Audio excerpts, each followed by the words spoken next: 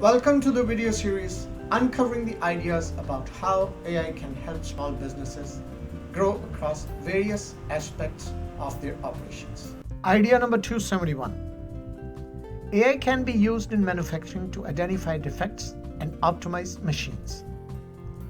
The use of artificial intelligence in manufacturing can provide a number of benefits, including improved quality control, increased efficiency, and reduced downtime.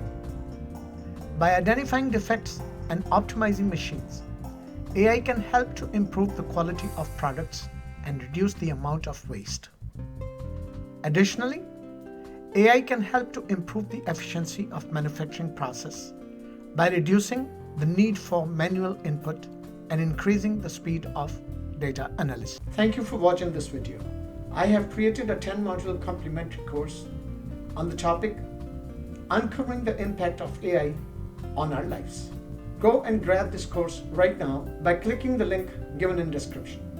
And yes, of course, don't forget to like this video, share it with your friends, and hit the bell icon so you get notified about all the future videos.